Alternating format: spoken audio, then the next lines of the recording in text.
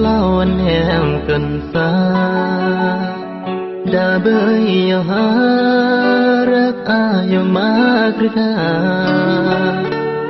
รักยอมเบื่อนก็เบื่อนได้ดินยารักอายุมากฤทอามเป็นยามได้จิมบาบรีเลือกเรียมแหมตระแนมเรียมยงมาเราเวกดูจะเจอรักอาก็ซึ้งวันนี้รักยอมเบื่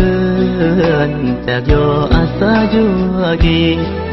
รักอาดาลวงเป็นนี้ดาบีตระเกิดนา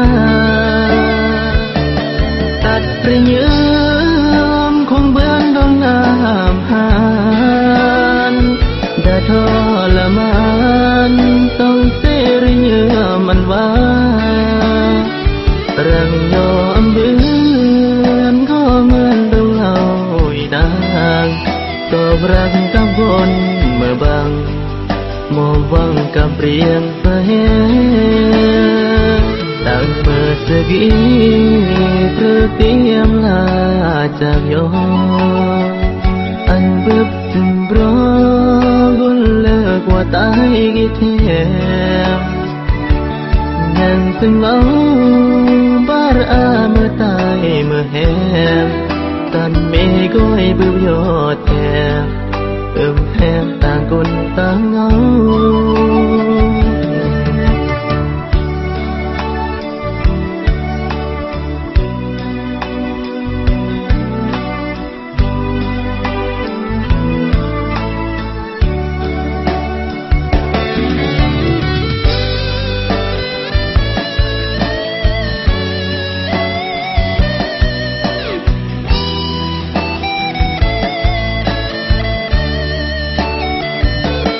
ตัดประเยืมคงเบื่อนดงน้ำหานดาทรมานต้องเสรีเยือมันว่ารังยอมเบื่อนก็เหมือนดงเหล่าอีนางตอบรักกับคนเมื่อบางมองวังกับเรียงไปตั้งเมื่อสกีเพื่อเตรียมลาจากยออันเบิบจึงรอกุนเลิกว่าตายกี่เทม